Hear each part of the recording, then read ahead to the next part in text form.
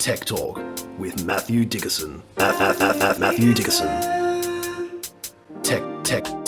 Tech Talk. Sit back and relax. It's time to talk technology. Greetings, tipplers of the tech world. Welcome to your weekly dose of Tech Talking Tonic. It's time for the sweet elixir of Tech Talk with Matthew Dickerson. And browsing through the cool room, I can see a new toy for the serious gamer. Something to really immerse yourself in the experience. But you'll need to be prepared to open your wallet nice and wide for that one, folks. Now, we've got a revolution in cooking coming your way, and drone technology just gets cleverer and cleverer. Light as a feather and solar powered. Is there even any reason to come to land anymore? But coming into land right now, it's the pilot of this plane. It's Matthew Dickerson himself. What's new, Matt? Well, I was impressed with your alliteration there when you start talking. There was a lot, and I was really worried about getting tongue-tied. You run that many T's together, you start to get into trouble. Well, we know before we've spoken about the classic, I've lost my phone, I've broken my phone, Mum, Dad, please send me some money. And we've seen that, and we actually haven't talked about that type of scam for a while. Obviously, lots of people listen to our podcast and they now no longer fall for that. But I had a friend who told me about a story about their friend who got diddled out of some money, or their father got diddled out of some money with the classic, I've lost my phone, Dad, please send me some money, but not with text messages, with voice. Oh. Yeah, and the voice was good enough, obviously, that Dad said, okay, this is my son I'm speaking to. You tend to think you'd know your son's voice, and I'm sure this person knew his son's voice very well. Yeah. But the voice was good enough to completely bamboozle. Speaking in real time, obviously there's a person at the other end typing away, madly typing, or has some phrase already written so they can copy and paste, and the voice gets translated into something that sounds good enough. I remember we did a story about a year ago where you'd actually taken our voices and got AI to do its own intro using our voices. Straight after that, I was straight on the phone to Mum and Dad saying, look, we need to get some sort of question. You've got to ask a question. We talked about that. You ask a personal question that only I would know the answer to, even if it sounds like me, even if for all money you think it's me. Or, that's exactly right. So I'd either have some sort of question, but if you had a code, you said, I'm going to say wobble dooble, then if you write that, type it, or somehow that message gets interpreted, then, Mum, Dad, wobble dooble. So I'd even just say, ask a couple of personal questions. Oh, remember on your 21st? Remember what you did there, James? That was so funny. Can you just remind me what it was you did, James? What do you mean, Mum? And then suddenly they hang up and go on to the next person who doesn't ask such a clever question. So some sort of personal question, I think, would be one. The other one, of course, is ring back. So I'll just run through this one very briefly. So this person got a phone call. Dad, I'm just at the phone shop. I've stuffed my phone. I had to use the phone at the shop to ring. That's why it's not my number that comes up. So you go, okay, I'll just ring you back on your number. Oh, you can't because my phone's broken. Look, just pull your SIM card out and put it in another phone there. You're at a phone shop, so put a SIM card in another phone and I'll just ring you on that one there and then we can go through it from there. Of course, you don't think about all that. No. When that's way too complicated for what you're trying to do. When your child's in trouble, then you're probably going to say, okay, so the first part of it was, okay, sure thing, I'll help you out, son, because it's my son. I'm speaking to my son. Then don't transfer the money to me, Dad. I'm here at the shop now. I'll put you onto the guy from the phone shop.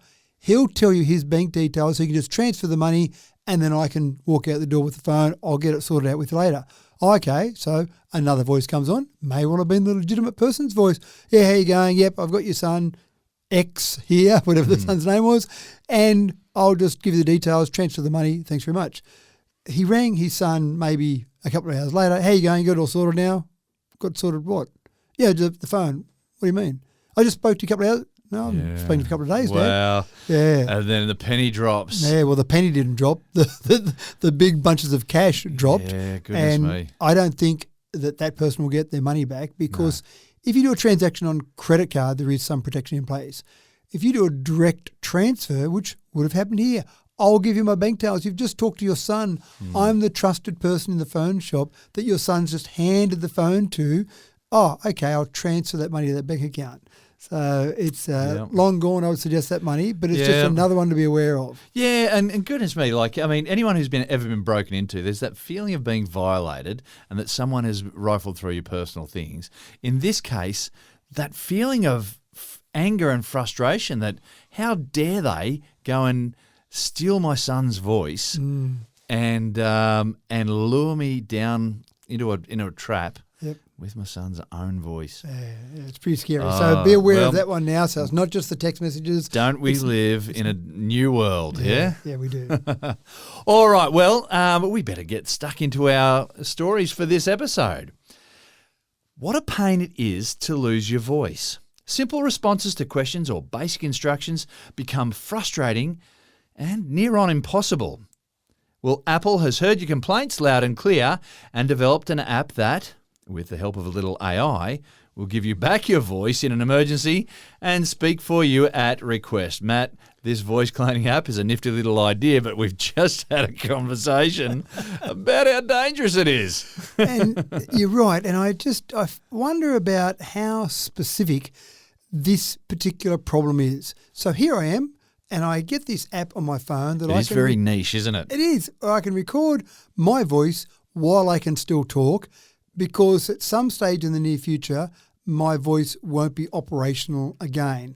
Maybe I've got throat cancer. Maybe I've got some form of disease that's degenerative in my voice. Maybe for some reason I'm going to lose my voice. That is niche. That is pretty niche in terms of wanting to use this app. So you record about 150 different phrases. So on your phone, you'll come up with these different phrases. You'll say those phrases. Now, I think there's two reasons for that. One is to learn your voice, but two, it makes it much harder to take a random sampling of someone else's voice and play it to an iPhone to then replicate that voice, because it's unlikely you're going to find someone, if he's trying to steal their voice, someone that just happens to have had out in the public domain these 150 random phrases. So I think a part of it is that protection to try and stop someone stealing someone's voice. Once you do that, which that'll take a little bit of time, maybe 15, 20 minutes. You do that, you leave your phone then, it'll work away on that, take all that information. Hours later, you can then start to use it. Now, I've actually tried this. I didn't use my voice. I had a friend of mine go and do the recordings of their voice, do the 150 phrases, and then rang me and they spoke to me with their real voice. They said, this is my real voice. I assume it was anyway. And they said, now I'm going to start talking to you with my AI voice. So they typed things and said things, and gee, I had to listen. Goodness me. I had to listen, and if I hadn't have known that they were doing it, I would have gone, yep, that's them. And people ring you sometimes and they've been busy, they've had a hard day. Might be a bit distracted, whatever. Their voice doesn't sound identical every time. Yeah. So to hear a voice and you go, yeah, that sounds like someone's voice, that's fine. You're not trying to pick up just certain differences or, gee, that was a funny inflection on that word. This mustn't be the person I thought I was talking to. That doesn't go through your mind, especially when you might be speaking in the car. You're driving along on hands-free in the car. The voice doesn't come through perfectly anyway. Or you're at home and there's a TV going in the background or kids are running around. You're not hearing it in perfect clarity. So a little bit of difference there, that's probably fine. So I am intrigued by why Apple chose to go in this path. It just seems like accessibility, really. Is that the real reason you did this?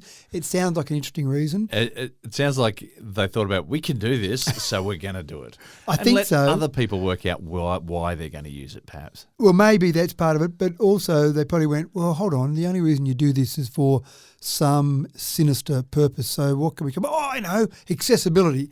That covers it. Who can be mean to a company that makes things better for people without accessibility or with some sort of form of accessibility issues? So it was quite fascinating. It was quite accurate. Play with it if you will.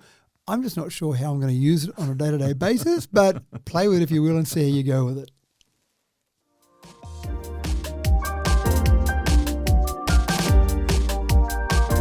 Here's something to stimulate some conversation at your place. Matt, can you please pass me that can of worms over there? Cheers. Now, if I was to ask you, ladies and gentlemen, how common it was for people to share their smartphone PIN with their partner, would you guess that is more or that it's less common than not? I sense a frosty breeze building at the other end of the line here. You've Matt, you've got some stats coming in here that are going to have some couples brewing questions like, why does she insist on having my access to my phone anyway? Or, why doesn't he want me to have access to his phone? These are the questions. These are the questions. Are we going to be offering discount couples counselling after this? Maybe some discount divorce lawyers might be more appropriate. So there are definitely people who haven't shared their PIN with their partner, and there will be some that have. And then I'm thinking, if you've asked for your partner's PIN, does that mean you don't trust them? Well, this is the Or thing. if you haven't surrendered your PIN, does that mean you don't want to divulge anything to your partner? I think it almost has to be volunteered rather than requested. Yeah. That's the tricky one, isn't then it? is it a bluff? Oh, you can have it, dear. Check it out. If you want, just give it to me for a minute or two first. Photos. So in a survey, 51% of people said that they share their smartphone PIN. 51%. That's about half. That's about half, that's right. And I'm fascinated by that. I actually thought it would have been a lot higher. Now, there was no information in this survey about how long-term the partner was. Maybe if you've got someone that you call your partner that's been your partner for a year, maybe the data would be different to someone that's been a partner for 20 years. So that would make sense. But 51% of people share their PIN with their partners. But then you start to look at some other stats around what else you might do with it. So, for example, 43% said viewing your partner's search history is common. So 43% supposedly go and have a look at the search history. We don't trust each other anymore, do we? No. I actually am quite comfortable sharing my PIN with my partner. Something might happen tomorrow. I might get hit by a bus. Yeah. Or I might be in hospital where I need someone to access something and I can't remember it. Maybe I'm trying to think of an obscure reason where I'm still able to function but I can't remember my PIN. But just, can you grab my phone and go and look up something? Bingo. That type of thing. Yeah, so I'm pretty sure I know my partner's PIN And and I'm pretty sure she knows mine, but I can't be certain. So then it starts to get more interesting when you start to look at location tracking. What do you do with location tracking? So there are about 25% of people who location track their partner. Wow. Now, this is the really interesting one, isn't it? Is it by request or by demand again? So if it's... Is it volunteered or right. is it by request? If it's volunteered, it's like, that's fine. And again, my phone can be tracked by my partner. Every of my kids can track where my phone is. And I don't have a problem with that because sometimes I'm going out for a bike ride and my wife goes, he's been gone for a while. I'll just see if he's still moving. So I'm pretty comfortable with that. So that's fine. But at no stage has my wife said, I want to know your location. That would be a little bit different. So the stats might be a bit different. So how it's broached. That's right. Exactly right. Now, we do know, unfortunately, there are a lot of DV situations where secret tracking has been put on someone's phone. So that's obviously not what we're talking about here. But in terms of just sharing that, and again, if you know or you choose to know about it, that's interesting. Now, we did something recently where it was my wife's birthday and I got one of my kids to come home for my wife's birthday. And so he was at home and I said, make sure you just keep sending mum a few text messages so that she thinks you're still where you should be, not at home. And he said, okay. He said, I better turn off my location tracking because mum might see where I am. And then, hold on, why are you at home? What's going on here? So he turned off that. But even that was a bit of a red flag because, he's turned off his phone tracking again. What's he doing there? Where's he at? And, of course, I had to play dumb with that. And then finally, my darling wife walked in and there's, what are you doing home? So you've got that sort of thing where as soon as it's not available, then you start to question, why aren't you sharing that? If you did share it in the past, it's a tricky one, isn't it? So, yeah, it is a very tricky one. That's right. Yeah. So I suppose there are no right answers for what you should do. No, There's right. just nervousness and cans of worms. And it gets worse because you've got biometrics as well. Yeah. So a lot of partners do have their face or their fingerprints in their partner's phone. I didn't expect this. Yeah. So having your partner have access by biometrics. Yeah, that's right. So about 39% have their biometrics there. So if you've got the PIN, 39%. So you kind of go 51% the PIN, that's fine. Well, it's not much different to having your face or your fingerprint, so it's a bit easier to get into. Yeah, right. But that means you're probably doing it regularly. Having the PIN in case is one thing. Yes. But But needing ease of access. Correct. That's right. And one of the big things I find, even my kids do palm sweating. Even my kids do it. They've got the phone, they've been using the phone, and they always sit the phone face down. Yeah. And I go, oh, what are you hiding there? Why are you sitting it face down? The problem is you leave it face up, and busybodies, people are naturally curious. As soon as a phone makes a noise or vibrates or something flashed up on screen, people just glance across out there. Oh, you just got a text from James. What's that about? So the face down thing is interesting. But of course, then if you see it face down, you pick it up. You got biometrics, you got your face in there, you look at it, open. Oh, whoops, I didn't even mean to unlock it, darling. It just happened. So it's interesting. But I am fascinated by some of those numbers, but also fascinated. Yeah, very interesting stats there. Also fascinated by the conversations that go around those stats. And I promise to stop texting members of your family too, by the way. Thanks.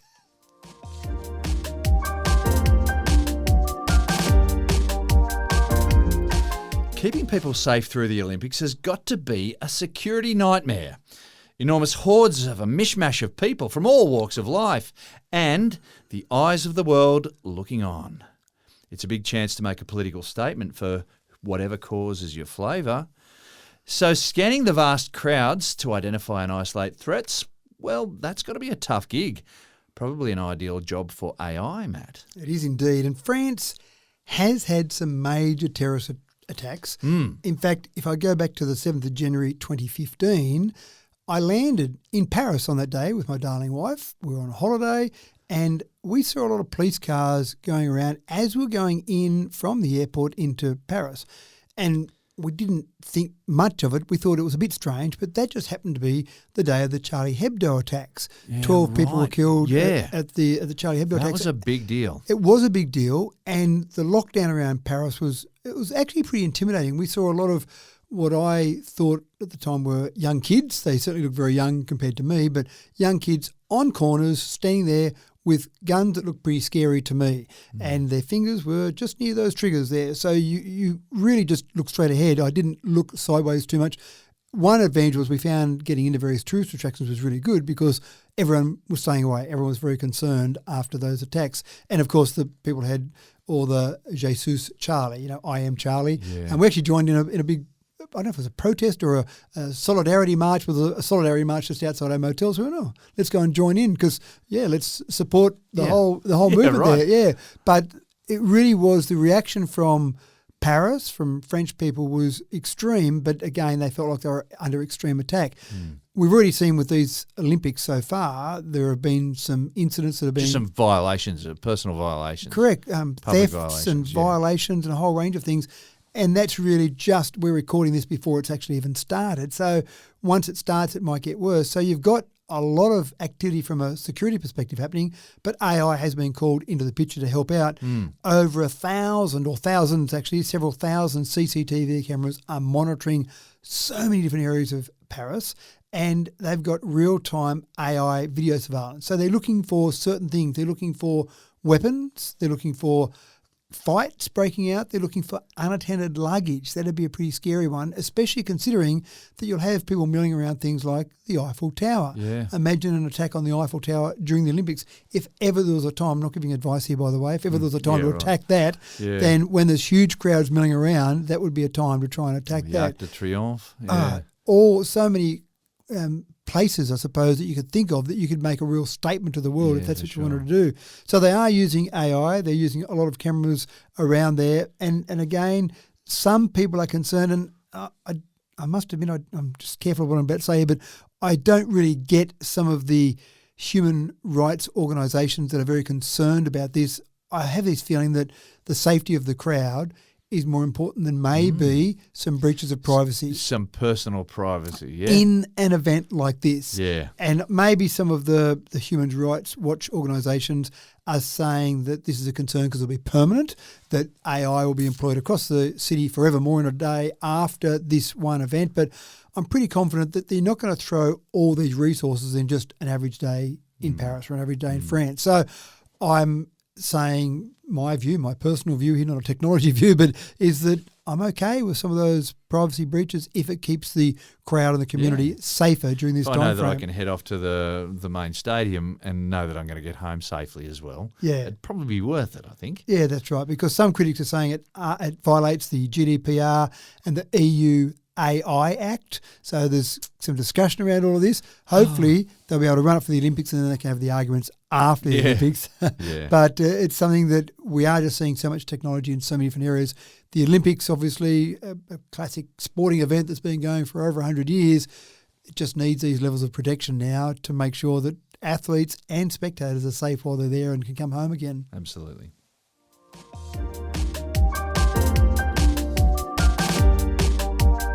Now, just how serious are you about your gaming experience?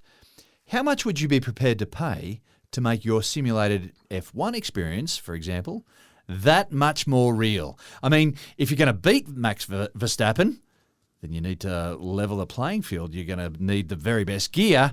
Am I right there, Matt? Absolutely. Tell us about the latest in simulated racing. There are some very cool simulated cockpits you can get. Yeah, I've seen those. And they move. They move, that's right. You've got the uncomfortable look and feel that a normal cockpit of an F1 race would be. And surround screens. All of that. Fantastic. But the steering wheel. The steering wheel looks pretty cool on a normal F1 car when the drivers pop it out, sit it on their car while they jump out and then pop it back on again. You go, that steering wheel looks pretty cool and looks pretty expensive as well because it's got a whole bunch of dials, and I'm still fascinated. These F1 drivers I still think are from another planet. It's just the stereo system, isn't it? Like the graphic equalizer. That's and right. Maybe more bass on that, thanks. But watching them 300 plus kilometres an hour down the straight, getting their braking marker absolutely spot on while they're changing controls on the forget about gears, changing controls to go into different modes of the car, and you see drivers doing things on the steering wheel, talking to their pit crew while they're doing 300 kilometres an hour. So they are definitely aliens. I'm convinced that the F1 drivers are not from this planet. They've got reflexes and skills that are not human. But the steering wheel does look pretty cool from my glimpses when I've seen it in the on-screen vision that you get. Yeah. But you can now go and get an accurate replica of the Mercedes Formula One team, and you can get that steering wheel, handcrafted carbon fibre shell. It's got 9 rotary dials, 12 buttons, 2 switches. Expensive. It's sounding expensive, that's right. 25 controllable RGB LEDs for all your telemetry data that's coming through, a 4.3-inch LCD screen in the centre. So you would see things just like Lewis Hamilton and George Russell in the Mercedes-Benz level team. that playing field. That's right. So if you're serious about your sim racing, then it seems reasonable that you would spend $2,500 on a steering wheel. $2,500. Now, if you said to me $2,500 for your cockpit, I'd go, that's expensive, but I can see that. I can see all that hardware. I want to have a drink holder, I tell you. That's right, at least 2. And non-spillable. So $2,500 for your cockpit sounds okay to me, but $2,500 for the steering wheel with all of those controls, with the 12 buttons, the 9 rotary dials, etc., I'm not sure that most racing car simulator programs, games, actually have enough facilities for all of those different controls. I know. So you got a $2,500 simulating a steering wheel, but you don't have a game that can actually cope with that. Possibly not. And I might be wrong there. Might be someone out there who will tell me that, we've got all these covered. You're going to do your homework if you're going to spend $2,500 on a steering wheel for sure. Well, that's right. So I do love the idea that you can get to feel like you're Lewis Hamilton, because most of us aren't going to feel like that. In fact, given the fact there's only 20 current F1 drivers, and there's a lot of people most that of us aren't. are not going to get the chance to sit in a Formula One car and actually do it. Exactly right. But to have that feel, that steering wheel, and go, wow, crazy. look at this, how cool is this? So $2,500 sounds pretty cheap when you put it that way.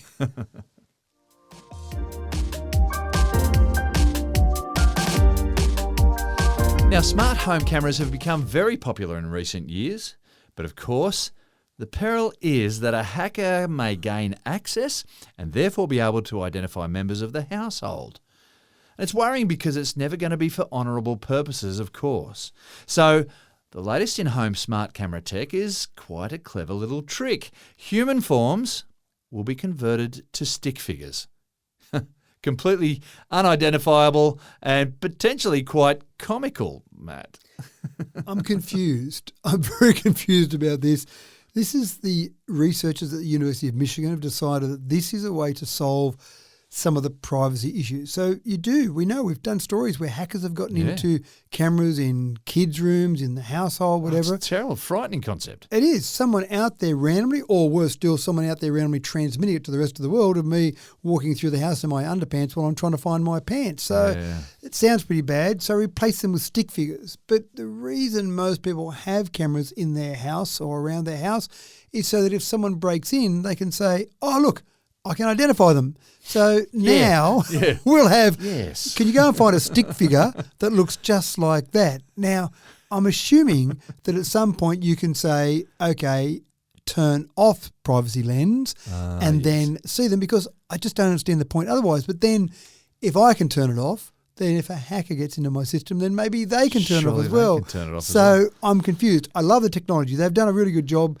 99.1% accuracy in terms of turning humans into stick figures. So it's got a normal scene that it's looking at, and it picks up a human and it says, that's a stick figure, bang, done. 99.1% of the time it's right. Yeah.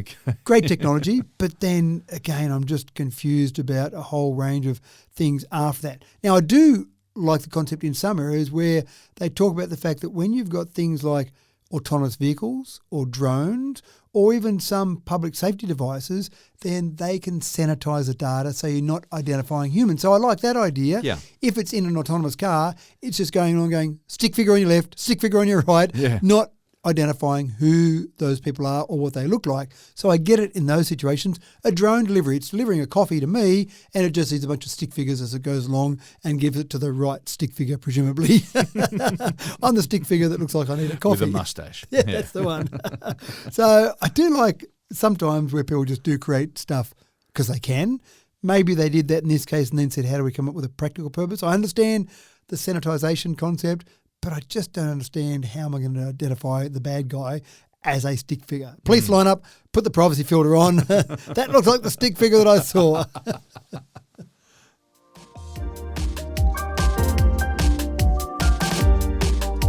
Is it a bird? Is it a plane? Is it just a pesky bug? No, it's the latest in drone technology, folks. It's light as a feather and solar powered. There's probably not much reason for this little gizmo why it couldn't stay in the air forever, Matt. Forever? That's pretty incredible, isn't it? Well, nighttime. But, it's just not using a lot of power because it doesn't need to. Well, it doesn't need to because it's small. 4 grams. So that was the first problem I had. 4 grams? 4 grams. I went, that's not a big drone. That's not going to deliver my coffee, is it? That's not going to have enough power to pick up my coffee and bring it to me. So it's probably not going to be used to deliver coffees. It's probably going to be used for things like communications, search and rescue operations, for example, spying. I don't know if that's the best thing for it to use it for. Yeah, like stalking and spying. That's where my head went straight to. It's like you can just have a look at what's happening in your neighbour's window. That's right, forever. You don't have to worry about coming back home and landing.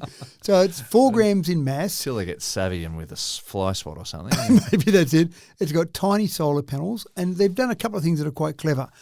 They're actually using very high voltages. I'm talking about 6,000 up to maybe 9,000 volts out of this. The reason they do that is they want to have very low current to keep the heat down, so you're not wasting lots of energy and heat. So that makes sense. But they've obviously done a pretty clever job to have a device that's 4 grams in mass, so obviously not very big, and create from solar panels. Step up the voltage. It's not a big transformer it's carrying around, so they've done that thing that's pretty clever to step up the voltage. But then they've also used not a normal electromagnetic motor. Most people kind of understand Lenz's law, and you've got magnets and you've got electricity and you've got coils and you get a motor. Probably in a little bit more technical detail is what I've just run through there. This one uses electrostatic propulsion in the motor. So it's still using electricity, but with electrostatic charges changing, alternating to actually spin the propeller for this little drone. It is. I thought that was fascinating. Now, I don't know much about electrostatic propulsion. I assume that it's not practical to use that when we get to larger motors. So maybe it would only work in very small motors like this, because I haven't really seen any other motors look at the whole concept of electrostatic propulsion. But again, it makes it smaller and lighter. You're not putting magnets. Magnets have got mass to them, have got weight to them. So they basically alternate electrical charges to get this motor spinning.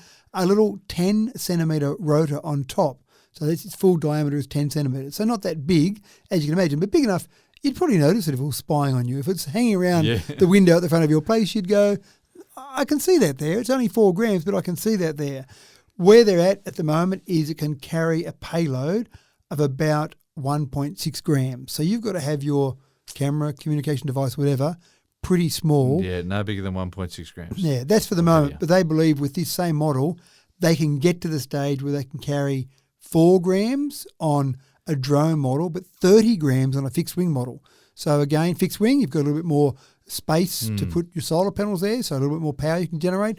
So again, put that up in the air and they can just keep flying around. Not as convenient as a drone because it's not hovering in one spot, but getting around an area to monitor something. So search and rescue might make sense from that perspective. And then I would imagine, let's think at the good purposes, I'd imagine search and rescue, you can have some sort of thermal imaging camera on that, transmitting that back to somewhere nearby. I can't imagine high power transmissions, and let it just keep going around looking for as long as you need.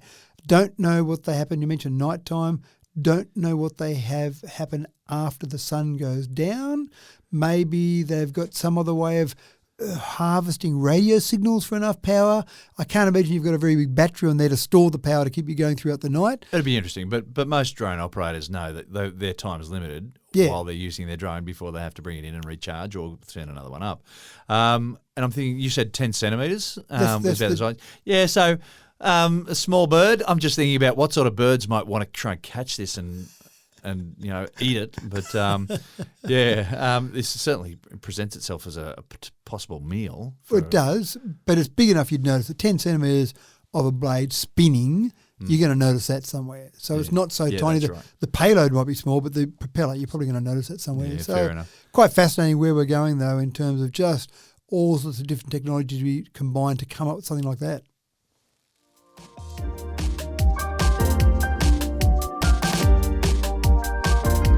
This is worth a headline. Woollies are adding 9 EV Utes to their fleet and they'll be servicing stores around Sydney. But what's more, the Utes are Aussie-made. Matt, I presume this is just a start. Fingers crossed for success here, but Aussie-made no less. I had no idea. Well, just to clarify to Woollies for our international listeners. Oh, sorry. Woolworths for... the nickname? That's right. Woollies Woolworths is often called Woollies, and Woolworths is a supermarket, a large supermarket chain across the nation. So you've got, first of all, exactly right, manufacturing. Vehicle manufacturing in Australia. What a concept. So that sounds pretty good, but it's not quite as exciting as it sounds. And they're designed and developed in Western Sydney, but they're actually assembled overseas. Oh, okay. So we're kind of getting manufacturing. Well, yeah, it's a start. It's a start. But Woolies have ordered 9 of these electric utes. And I actually thought, what does Woolies use a ute for? I can imagine if there was some outdoors organisation that had electric utes. I was just feeling dumb when I was thinking that, but obviously great minds think alike. That's right, because I don't know that I see too many Woolies vehicles or utes running around at the moment and going, oh, there's another Woolies ute that I've just seen drive by. Yeah, right. What they use is fairly limited in that they use these to go and pick up trolleys in the car park. Oh, yeah, right. So I don't mind that. They're an electric ute. They've got a low range they need because they're travelling at 10 kilometres an hour, presumably around the car park. They would have an incredible length of time because at 10 kilometres an hour, you haven't got much air resistance. As you get to highway speeds, that's the main impediment to keep going forward in a normal electric vehicle is all that air resistance.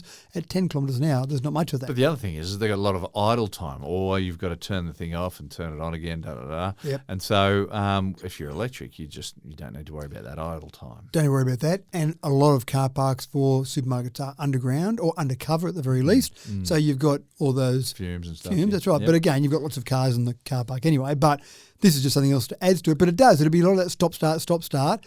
Perfect. Absolutely perfect for an electric vehicle to have that stop-start. So they've ordered 9. They've got potential to keep ordering more, assuming the trial is successful. So it's a Queensland-based company called the Ace EV Group. So I love the fact that they're saying, people in Australia say, if only there was a ute, I'd buy an EV because there are not many Utes available at the moment. Cybertruck probably isn't that common. Go. So now we're getting the stage where it might be built initially for Woolworths, for their shopping trolleys, but why can't it be built for the farmers or the tradies or whatever else, whatever other people might need to use a Ute for?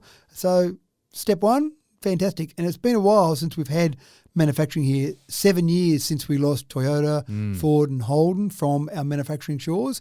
So again, not quite manufacturing here yet, but let's see how we go in terms of people Could be catching the start on of with big things there. Could be.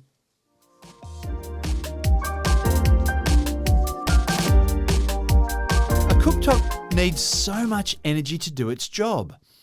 Heating anything is a major energy drain, so there are some who insist on a gas as a rule for their stove. We'll get a load of this, folks. Bound to raise an eyebrow from your house guests is a new battery-powered cooktop.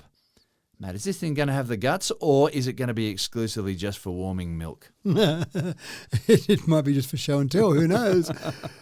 I'm a big fan of induction. In fact, the house that we're sitting in at the moment, I think it was probably 25 years ago. It would have been actually last century that we built this and we put an induction cooktop in. And everyone said, you're crazy. Gas is the way to go. Gas can get things heated quicker and all the rest of the things that people talk about gas.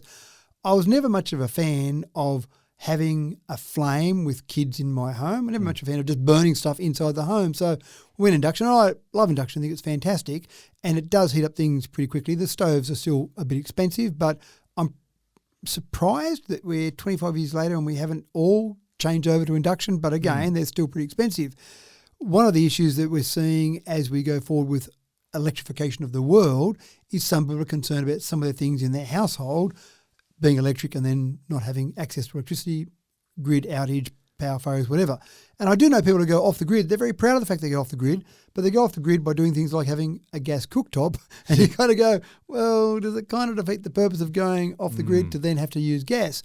So some companies are now saying, there's some startups, more than one, that are saying, let's have some electrical appliances that you use around the home, but to take away that anxiety, that grid anxiety, let's come up with a new term, you've got a battery backup built into these devices. So you've got your induction cooktop, so you can cook away, essential to cook your evening meal. Suddenly the grid's out, you've lost electricity.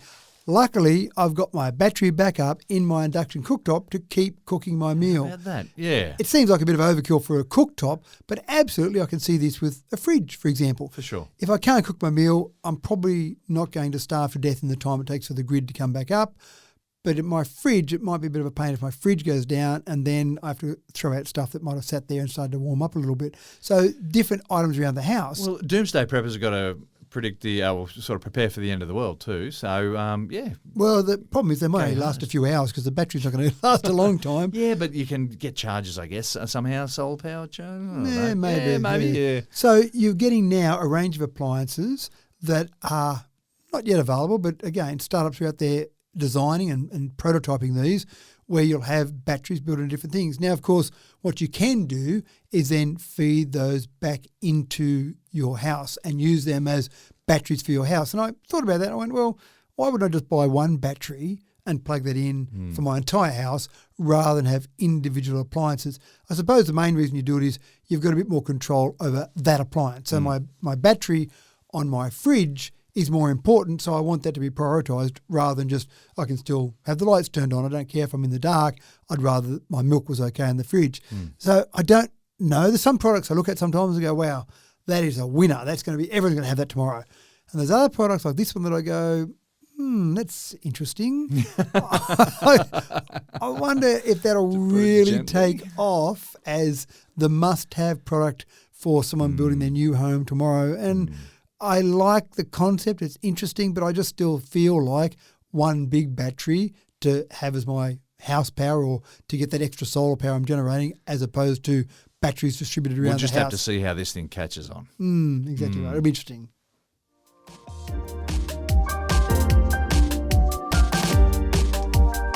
Here's a topic to get you thinking. Fans of 2001: A Space Odyssey may have something to say about this story. Now, AI is pretty clever in what it can do in trying to produce material for you upon your request. But in that, all it's thinking is directed by your instructions.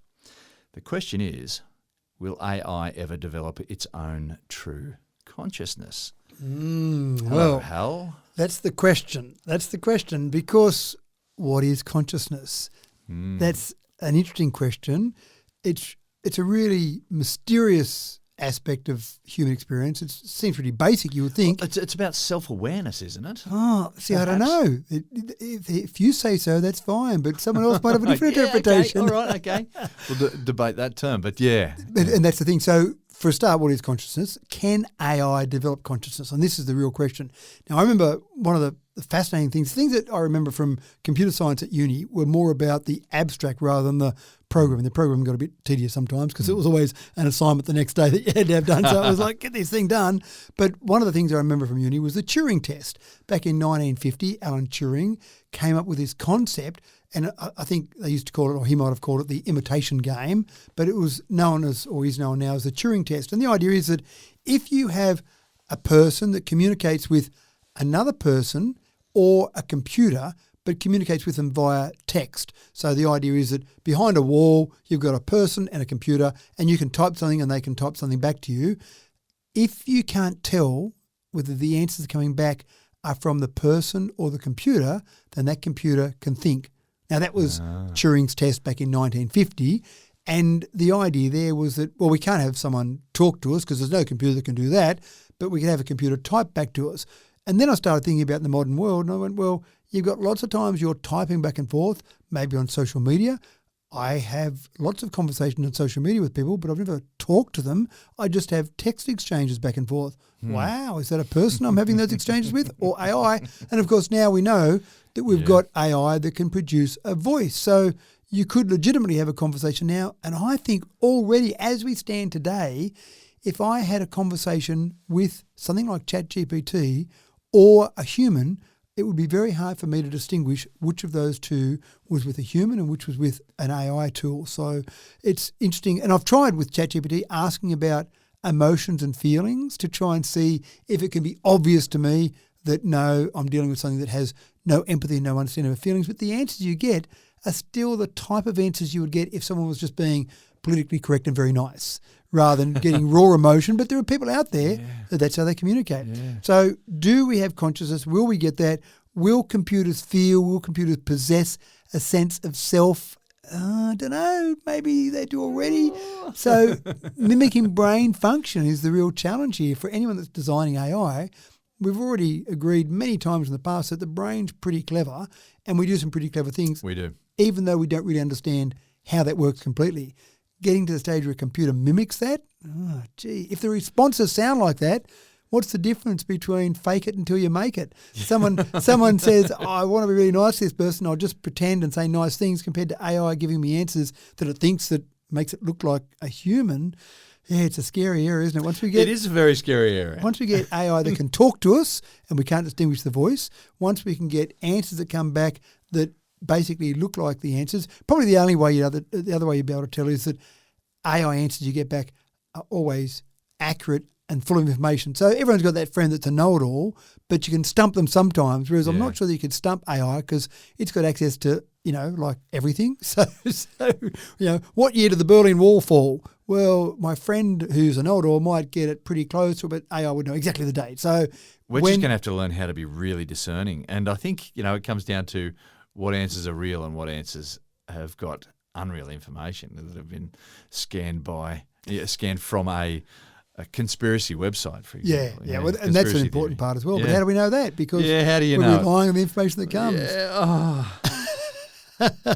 I think society is about to regress in a big way. You can't trust anything you see or hear anymore. See, hear, feel like it's a scary world out there. So, anyway, have that discussion. Okay, predicting the end of days. Have that discussion over the dinner table tonight. What is consciousness? Discuss. And that, ladies and gents, is that for another show. Pack it, rack it, and stack it.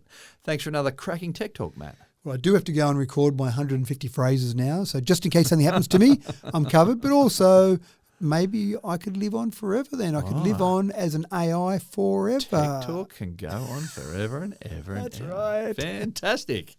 Well, I'm off to make a list of distractions and maybe find some places to hide for when the conversation comes up at my place about sharing smartphone pins, etc., etc. If I'm lucky, my wife will never hear this episode and the topic will never come up. But you cannot be too careful, folks. Thanks for tuning in again, folks. Tech Talk with Matthew Dickinson is a hand-reared podcast raised from a kitten with tender love and care to become the big, bold and brassy podcast that it is today. I'm your host, James Eddy, wishing you very well until next time when we return with another shiny new episode for you to enjoy and hopefully give you the head start to a better and brighter future. Until then, take care and we'll see you next week.